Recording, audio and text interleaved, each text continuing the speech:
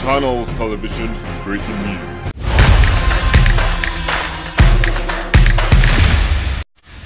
नमस्कार देशवासियों। तो व्यक्ति विशेष भी हमें नजर आए तो नेपसराय के अंदर हरिजन बस्ती में जिनके आशियाने थी, तो वहां पर हमने जाकर उन लोगों से पूछा, उनके दर्द में रूबरू हुए और देखा तो आंखों में आंसू लंब हो गए। वहां पर जाकर हमने देखा एक व्यक्ति ने पूरी जिंदगी अपनी काली बिल्कुल कड़ी कमाई के अंदर एक फ्लैट लिया था जिसके अंदर वो रह रहे थे और 5वीं मंजिल पर रह रहे थे, और रहने के बाद उनका मकान वो आशियाना तोड़ दिया। फॉरेस्ट डिपार्टमेंट के नाते, बिल्डरों की कार्रवाई के नाते, दो भाइयों की लड़ाई के नाते उनका आशियाना टूट गया और वो बाकी बंदी में हो गए। और आज की तारीख में वो एक किराए के मकान ले रहे हैं, बड़े बात होती है। और सोचने वाली बात ये है और दिखाई भी दे रही है कि आज की तारीख में जहाँ पर बड़ी बड़ी बिल्डिंगें हो जाती थी, जहाँ पर लोगों के आशियाने हुआ करते थे, वहाँ पर आज एक खुला मैदान नजर आ रहा है। पहले कुछ और था, आज कुछ और है और दूसरा कुछ और है। आज सिर्फ एक खाली मैदान, धूल उड़ता हुआ मैदान नजर आ रहा है, जहाँ पे 4-4, 5-5 मंजिल की बिल्डिंग हुआ करती थी। लेकिन आज एक सपाट मैदान है जहाँ पर बच्चे क्रिकेट को खेल रहे हैं। क्या फॉरेस्ट डिपार्टमेंट ने बच्चों के खेलने के लिए एक खाली मैदान बनाया था? लेकिन आज वहां के कुछ लोग जो 17-18 साल बाद आकर खड़े होकर बोल रहे हैं ये बिल्डिंग और ये मैदान हमारा है। अब देखने वाली बात यह है कि इसके अंदर सरकारें और मंत्री, मौजूदा सरकार है, वो क्या करते हैं, जनता को इसमें कैसे रिलीफ मिलता है ये तो अब जनता ही जानती है। इंस्पेक्शन मीडिया ग्रुप के संजय के साथ है।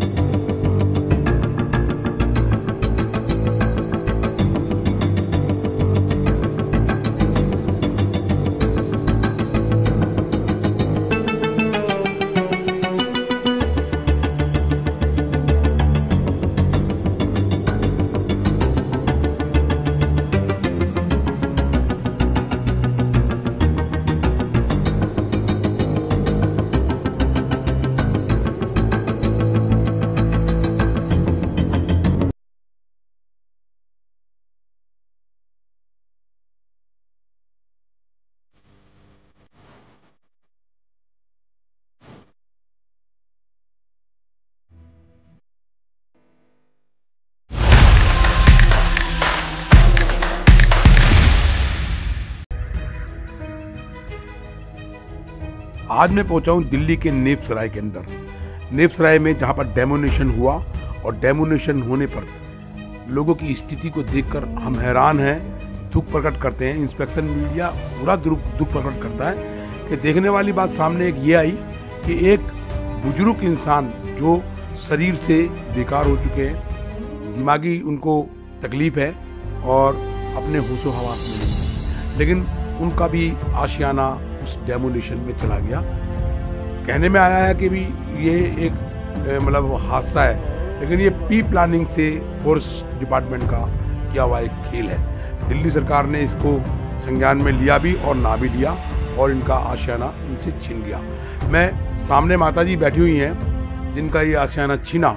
मैं उनसे ये पूछना चाहता हूँ कि माता जी अब आगे की क्या सोच है आपकी? आपने किस तरीके से ये मकान, ये जो फ्लैट था, ये कैसे लिया था आपने? किसी से थोड़ा सा लिया है, किसी से लिया है, जो इनका थोड़ा बहुत कमाई था वही लगा दिया हमने। वही जो भाई साथी होती है, जो रिश्तेदार होते हैं, उनसे लेके लिया। चलो किराए में तो नहीं ले जा सकते हैं, इससे जो अपना हो जाएगा वही ठीक है बोल के लिया हमने। तो कितना समय हो गया आपको इस मकान को लिए हुए? 2011 में लिया था आपने। 2011 के अंदर। तो 2011 के अंदर जब ये मकान लिया था आपने, तो आपको पता था कि ये जमीन किस तरीके की है? नहीं पता, हमें कुछ भी नहीं पता। तो आपने इसकी जानकारी भी नहीं ली किसी से? नहीं, बोला था ये अच्छी जगह है, इंदिरा गांधी ने खेती करने दिया हुआ जगह है, पक्की जगह है बोल के बोला था, जो जिसने दिलाया था। बिल्डर का नाम क्या था जिसने दिलाई थी? दिलाया था वो संजय और दलराज। दलराज दोनों की मकान है। उन्होंने कहा था कहने में कि इंदिरा गांधी ने प्रोवाइड की। हाँ जी। वो 2016 में उसने बोला संजय ने, क्या कहते हैं, ये चिंता मत करो, आप लोग यहाँ बैठो, मैं केस जीत गया, ऐसे ही बोला था उसने। अच्छा, उन्होंने बोला था कि मैंने केस किया हुआ था और मैं केस जीत गया। तो उसके कोई पेपर वगैरह आपको दिए? पेपर नहीं दिया हमें, है ना, नहीं दिया ना। आपने कभी मांगे उनसे? हमने भी नहीं मांगे। उन्होंने चिंता मत करो, हम हैं, ऐसे बोला। हमने तो उनके भरोसे में बैठ गए। अच्छा, तो मैं ये पूछ रहा था कि आप इसका जब इतने साल से रह रहे हो तो आपने पानी का बिल, बिजली का बिल, हाउस टैक्स वगैरह दिया? कब दिया है हमने? हाउस टैक्स दिया आपने? हाउस टैक्स की आपके पास रसीद होगी? यही करते थे ना सब कुछ, इतना पता नहीं था। अच्छा, इनको अंकल जी को ये तकलीफ जो हुई है, ये मतलब उस समय पे हुई है या उससे पहले की हुई है? उसके बाद हुई ना, 2020 उसके बाद हुई है। हाँ। तो अभी जो इस कंडीशन में आप कैसे रह रहे हो? अपना ले लिया या किराए पे रहते हो? अभी किराए पे है हम। मतलब वो जो आशियाना छिना आपका, टूटा, डेमोनेशन हुआ, तो उसके बाद आपने किराए पे लिया? हाँ, किराए पे लिया। पहले बेटी के पास रहे हम, उसके बाद फिर हम किराए पे रहे। बेटी के पास कब तक रहेंगे? तो कैसा महसूस करते हो कि आपका अपना बनाया हुआ एक आशियाना टूट गया? कैसे कहते आपने? दिन रात रोते हैं, क्या करेंगे? क्या उम्मीदें करते हो सरकार से कि सरकार से कुछ मिल जाए, मुआवजा मिल जाए, घर मिल जाए, वही उम्मीद करते हैं। रोज देखते हैं ना हम टीवी पे, मोदी ये करेंगे, मोदी वो करेंगे, सोचते हैं हमें तो कुछ हो जाए, हमारा भी घर हो जाए। कितना बड़ा परिवार है आपका? हम 4 हैं, बेटी बहू और हम लोग। ये आपकी बेटी है? बहू है मेरी। बहू है? हाँ, बेटियों की शादी हो गई, नया मेहमान भी आने वाला है आपका। तो मैं ये पूछ रहा था कि इससे पहले कभी आपने जब ये बिल्डर से ज़मीनें खरीदी थी तो आपने उनसे ये तो कहा होगा ना भी हम हाउस टैक्स भी पे कर रहे हैं, तो हमारे को इसकी पूरी परमानेंट रसीद तो दी जाए ना कि लाल डोरे की ज़मीन है या इंदिरा गांधी की दी हुई प्रोवाइड ज़मीन है? अच्छा, इनको भी नहीं पता था? नहीं, हम दूसरी पार्टी है, किसी से नहीं है हम। अच्छा, तो अभी आगे का क्या मतलब क्या करना है? स्थिति देखकर तो बड़ा रोना आ रहा है। अंकल जी की तबीयत ठीक नहीं है, सरकार जो करेगी वही होगा ना आगे तक। चौथी मंजिल पे, 5वीं मंजिल पे आप रह रहे हो, कैसे इन्हें उतारते हो? सरकार क्या करेगी अब? देखिए, बड़ी दुख की बात है, 5वीं मंजिल पे ये लोग रह रहे हैं, अपना आशियाना होने के बावजूद भी वो आशियाना इनसे छिन गया। कड़ी मेहनत करने के बाद इंसान ने उस आशियाना को अपने एक एक पैसा जोड़ के बनाया, और उसके बाद फॉरेस्ट डिपार्टमेंट बीच में आ गया और वो बिल्डर गायब हो गया, और फॉरेस्ट डिपार्टमेंट ने कहा कि ये ज़मीन मेरी है, जिससे इनका भारी नुकसान हो गया। और भी इसमें बहुत सारे लोग बेचारे जो इसके लपेटे में आए हैं, जिनकी जीवन भर की कमाई बर्बाद हो गई। दुख होता है ऐसे इंसान को देखते हुए कि कैसे ये ज़िंदगी जी रहे हैं और क्या इनकी आगे ज़िंदगी कटेगी। अब देखना यह है कि नरेंद्र मोदी जी के यहाँ से इनके लिए क्या रिलीफ मिलता है और क्या इनको आगे वो प्रोवाइड करते हैं। माता जी का बोलना है कि हम टीवी में देखते हैं नरेंद्र मोदी जी बहुत सारी ऐसी योजनाएं लेके आए हैं जिससे इन्हें कोई रिलीफ मिले। आप महसूस करते हो? करते हैं ना, कभी ना कभी होगा, हमारी भी सरकार करेगी बोलते। मतलब मोदी जी पे आप विश्वास करते हो? करते हैं ना, मोदी जी से शुरू से हम तो विश्वास ही करते हैं मोदी जी को। अच्छा, आज मोदी जी के यहाँ से कोई व्यक्ति विशेष आए थे, विजय जी, जो दिल्ली के प्रभारी हैं बीजेपी के, भारतीय जनता पार्टी के, उन्होंने आपको क्या आश्वासन दिया? आपको लगता है, महसूस होता है कि शायद कुछ कार्रवाई होगी? आपको लगता है कि कार्रवाई? हम तो शुरू से ही करते हुए आ रहे मोदी जी के ऊपर। तो मोदी जी के ऊपर तो करते, जैसे आज वो आए हैं, जैसे आज वो विजय जी आए हैं, आपके लिए कार्रवाई करी उन्होंने, सारी पेपरी कार्रवाई चेक करी, उसके बाद वो पुलिस में भी गए, फॉरेस्ट डिपार्टमेंट को भी इतला कर रहे हैं, और वो कल के लिए भी तो अच्छा क्या बोल के गए? मुआवजा दिलाएंगे आपको, बोल के गए। आपको मुआवजा दिलाएंगे? हाँ जी। तो आप महसूस करते हो कि आपको कोई रिलीफ मिलेगा? हाँ, करते तो है। अब देखो, चलिए ठीक है, तसल्ली मिल रही है ना। देखते हैं। उनका कहना है कि अभी हमारे को इसके अंदर तसल्ली मिल रही है, एक वो महसूस कर रहे हैं कि रिलैक्स मिलेगा, बाकी तो ऊपर वाला जाने क्या होना है क्या नहीं होना। लेकिन कहते हैं ना कि जिसका आशियाना छिन जाए तो उसका सब कुछ छिन जाता है। आगे की बात तो वो सरकारें जाने, दिल्ली सरकार जाने या भारत सरकार जाने। मैं इंस्पेक्शन मीडिया ग्रुप से ब्रिजभूषण अपनी बात यही समाप्त करता हूँ, और उम्मीद करता हूँ सरकारों से कि इनको इनके हक की जो चीज़ें हैं, जो इन्होंने मेहनत करके, कड़ी मेहनत करके जो कमाई थी, वो इन्हें दी जाए। ये वो जगह है नेपसराय की हरिजन बस्ती की। ये कभी यहाँ पर एक आशियाना हुआ करता था और आज यहाँ पर देखिए क्या हाल है। यहाँ पर ये हाल है, मंजर ये है कि बच्चे यहाँ पर क्रिकेट खेल रहे हैं। बच्चे यहाँ क्रिकेट खेल रहे हैं जहाँ पर लोगों के आशियाना हुआ करते थे। जैसे ये सामने बिल्डिंगें दिखाई दे रही है, लोहे के बंजर दिखाई दे रहे हैं, लैंटर के बंजर दिखाई दे रहे हैं। देखिए क्या हालात हैं। जिन लोगों ने ये अपने आशियाने बिल्डर माफिया से खे, किसने बेची थी, किसने बिकवाई थी और किसने बनाई थी, लोगों का हालात ऐसे रोए, ऐसे बिगड़े कि आने जाने वालों के आंखों में आंसू रुक ही नहीं रहे। ये वो मंजर है कि देख के रूह और रंगत कांप उठे। कभी यहाँ पर लोगों के घर और आशियाना हुआ करते थे, जो आज एक ये मैदान के रूप में दिखाई दे रहा है। ये मेन रोड के पीछे का हिस्सा है।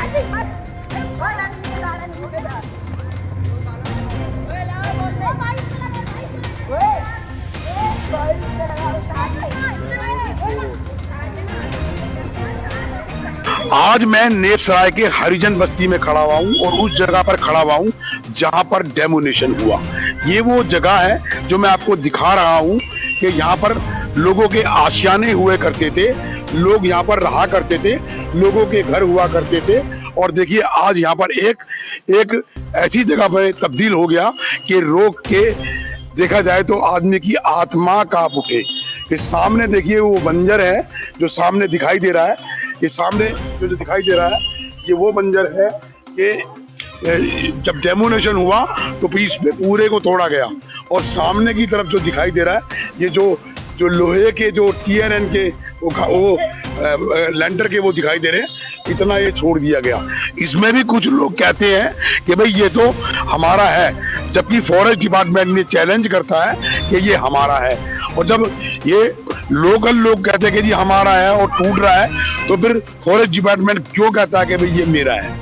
और उसके बावजूद भी एक ऐसे इंसान से हमारी मुलाकात हुई जो बिस्तर पे पड़ा हुआ है और अपना दिमागी संतुलन खो बैठा, जिसका आशियाना यहाँ हुआ करता था।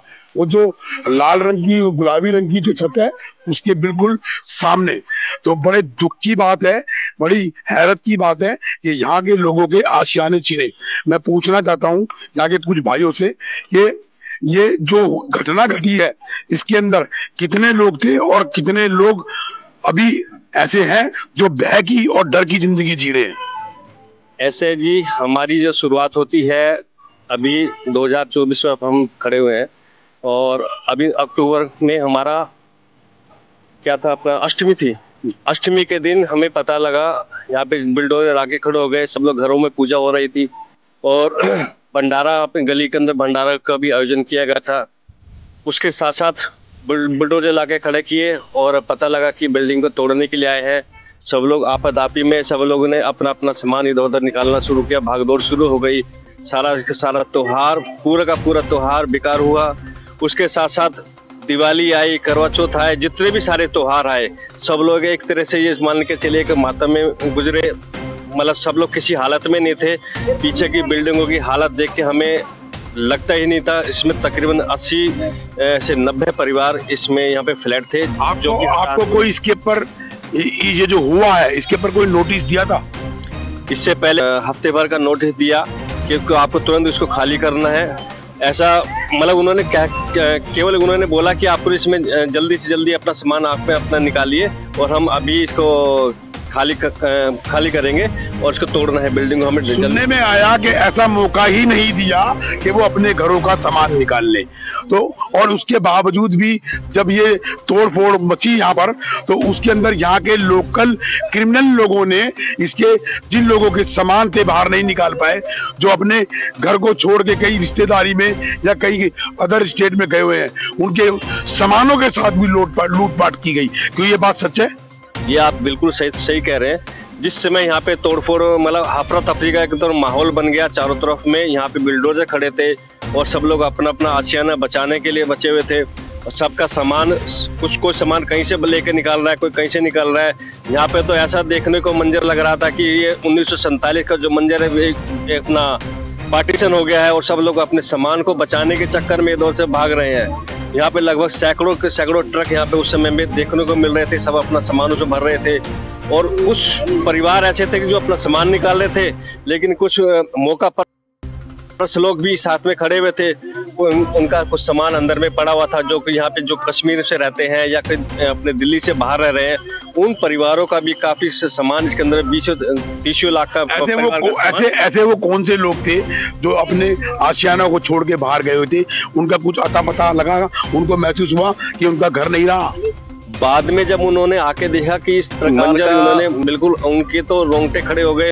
ऐसा कभी उन्होंने देखा ही नहीं था कि पहले क्या चीज थी और हम इस तरह का अपना माहौल घर को छोड़ के गए थे।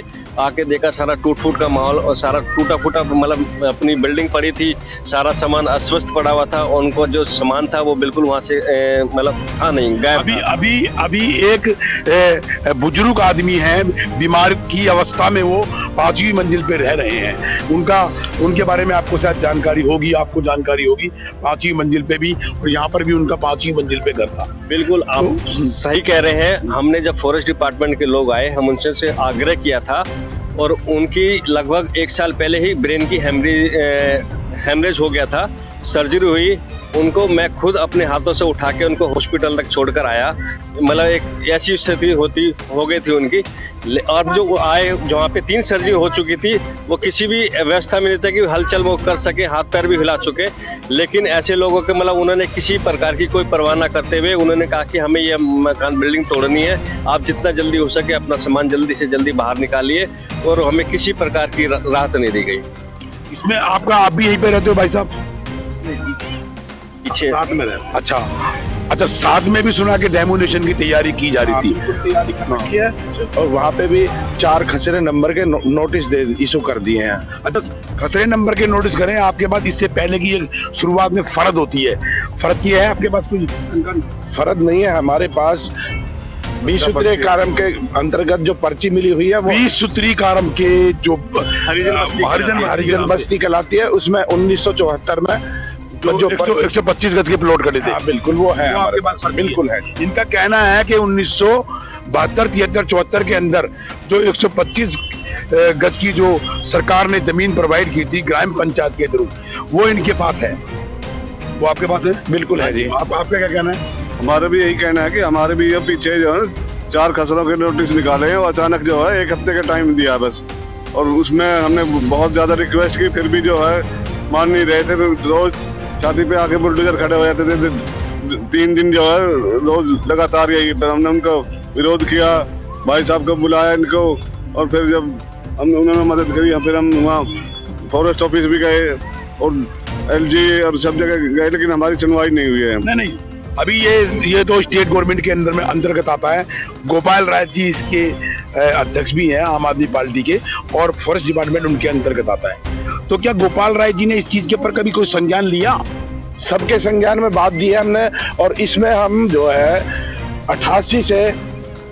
1988 से कोर्ट के अंदर केस लड़ रहे हैं, और रिज आया है यहाँ पे 1996 में, और 92 से हमारे पास इसका स्टे भी है, जो 2009 तक कंटिन्यू चला है। 2009 में हमने वो इसलिए विड्रॉ कर लिया क्योंकि हमारे कॉलोनी पक्की होने की लिस्ट में नंबर आ गया था 1067। उसकी वजह से हमने जो है वो केस वापस उठा कर ले लिया। जब कॉलोनी पक्की हो रही तो हमें केस लड़ने की जरूरत ही नहीं है। लेकिन 2009 के बाद में सुनते आज तक कोई भी कॉलोनी रेगुलराइज नहीं हुई है। जो शीला दीक्षित ने रेगुलराइज किया था। हाँ, अब आ गए नंबर। इस पे नोटिस देकर हमें शॉर्ट टाइम का बेघर करना चाह रही है। लेकिन उस पर तो कोई पैरवी जब हो ही नहीं, जब कांग्रेस ने इसको रेगुलराइज किया और वो हो ही नहीं, तो फिर तो कहानी खराब ही हो गई ना। बिल्कुल सर, है ना? हाँ, तो अभी आपका क्या कहना है इसके लिए? आप अभी तो कोई बुलडोजर आया? हाँ, अभी 3-4 दिन कंटिन्यू बुलडोजर आए। हम विरोध कर रहे हैं, रोकने की कोशिश कर रहे हैं, लेकिन नहीं रुक रहे। अभी जो हमारे नेताजी आए थे, उन्होंने विजय शेखर गुप्ता, विजय शेखर गुप्ता जी ने आके संज्ञान में लिया, जिन्होंने बहुत अच्छा सहयोग दिया है और आश्वासन दिया है कि भाई हम आपको बेघर नहीं होने देंगे। और कोई पॉलिटिकल पार्टी आई यहाँ पे? नहीं, कोई नहीं आया। सिर्फ भारतीय जनता पार्टी के यहाँ पर लोग आए। बिल्कुल भारतीय जनता पार्टी के ही लोग आए हैं, नेताजी जो आए हैं, और इन्होंने ही साथ दिया है हमारा। इसके बाद आपको मतलब रिलैक्स मिला? बिल्कुल। तो इनका कहना है कि विजय शेखर गुप्ता जी ने इसके अंदर संज्ञान लिया और इसे रुकवाया, और अन्य कोई भी पॉलिटिकल पार्टी ने आकर यहाँ पर झांका भी नहीं। जबकि गोपाल राय जी इसके मंत्री हैं फॉरेस्ट डिपार्टमेंट के दिल्ली सरकार के अंदर, उसके बावजूद भी लोग वहां पर गए, केजरीवाल जी के यहाँ पर गए, लेकिन कोई सुनवाई नहीं। जब आरएसएस के लोगों को पता लगा, भारतीय जनता पार्टी के लोगों को पता लगा, उन्होंने संज्ञान में लिया, और जब संज्ञान में लिया तो आज जहाँ पर बुलडोजर नहीं है, ये भाई साहब हमारे सामने खड़े, शायद ये भी आरएसएस से ही संबंध रखते हैं। आपका क्या कहना है? बिल्कुल आप सही कह रहे हैं। जैसे ही मेरे को जानकारी लगी कि पीछे में मेरी एक्चुअल में क्या है कि यह जो प्लॉट है, जिस बिल्डिंग में हम जहाँ पे हम लोग खड़े हुए हैं, इसमें मेरे अपने 2 फ्लैट थे और टूट चुके थे, मेरा आशियाना वो जुड़ चुका है, और सारी जो मैं एक परिस्थिति से मैं उस परिस्थिति से गुजर चुका हूँ।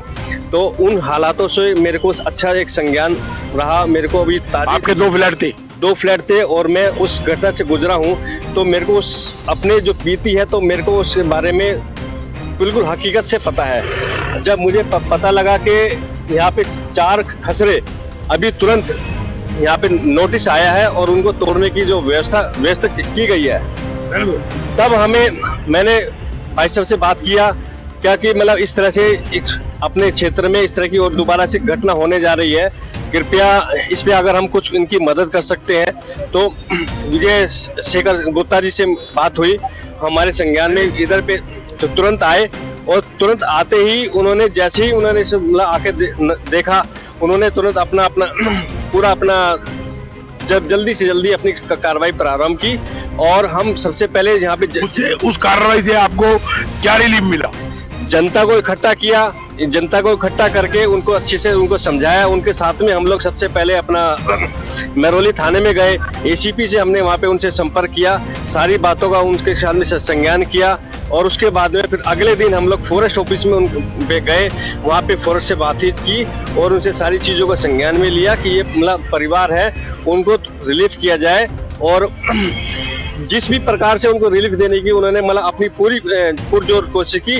हम भाई साहब के पूरी तरह से आभारी हैं। उन्होंने इस तरह के जो कार्यक्रम मतलब योजना उन्होंने मतलब की हमारे लिए, की इतना समय बिजी समय में होते हुए हमें इतना मतलब समय दिया, और हमारे इस गांव के लिए उन्होंने बहुत कुछ किया। हम उनके हमेशा आभारी रहेंगे। अभी आपको कैसा महसूस होता है उनके आने से, विजय शेखर जी के आने से कैसा महसूस होता है? कुछ रिलीफ महसूस होता है? बिल्कुल हमें उनके आने से उनका आभार तो है ही, क्योंकि मैंने बाद में उन एकदम बैठे कल अचानक मेरे को ध्यान में आया कि भाई साहब ने हमारी मतलब इस तरह से अचानक मदद करी, लेकिन हमारे जो लोकल जो क्षेत्र के नेता थे, जो उनके संबंधित जो अपने जो गोपाल राय जी है या यहाँ पे जो हमारे जो पार्षद है, ये तो नजदीक ही रहते हैं, लगभग यहाँ से लगभग 5 मिनट का रास्ता है, उनके पास में दूरी पर है। अगर ऊपर से खड़े होकर देखेंगे तो सारा मंजर उनको नजर भी आता होगा। करतार जी भी यहाँ पे हमारे विधायक है, उन तक भी ये सारी संज्ञान में लिया, लेकिन उन तक आज तक उनको मतलब 3 महीने हो गए इस चीज को देखते हुए, उन्होंने आज तक भी यहाँ पे जनता से आके मिलने का कुछ भी मतलब संपर्क करने का भी साधने का भी कोई कोशिश ही नहीं की। हाँ, हम लोग फोन पे बात होती रही, हम लोग आपकी व्यवस्था कर रहे हैं, लेकिन व्यवस्था करते करते यहाँ पे काम बुलडोजर अपना काम कर रहा था, वो अपने कोई और व्यवस्था कर रहे थे। क्या नाम था उन विधायक का? कौन सी पार्टी से थे? आम आदमी पार्टी के विधायक करतार जी। तो इनका कहना है भाई साहब का कि आम आदमी पार्टी के विधायक इस क्षेत्र के हैं, उनको संज्ञान में लिया गया, उन्हें बताया गया, लेकिन कोई सुनवाई नहीं, और मंजर आपके सामने है। ये देखिए सामने, वो ना सुनवाई होने से हालात इतनी बुरी है कि लोगों के आशियाने छिन गए, लोगों के घर टूट गए, बच्चे अनाथ हो गए, और कहते हैं कि जिनके घर के ऊपर से छत, सर के ऊपर से छत छिन जाए, उनका रहना कैसा होता है। आज की तारीख में वो लोग इसी मोहल्ले में, इसी क्षेत्र में, इसी हरिजन बस्ती में, नेपसराय के अंदर किराए पर रह रहे हैं। बड़ी शर्म की बात है। दिल्ली सरकार वैसे तो बहुत बड़े बड़े वादे करती है, लेकिन ये आने वाले 2024 के इलेक्शन के अंदर बिल्कुल नजदीक में आने के बाद इन्होंने इस तरीके की हरकत करी, तो क्या दिल्ली सरकार का भरपाई इन लोगों की कर पाएगी?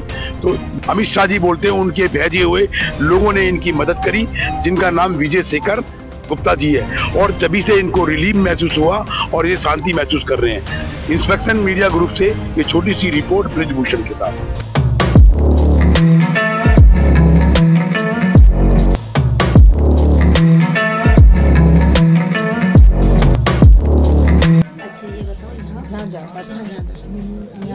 कम है और ये है सर्वाइकल की प्रॉब्लम है।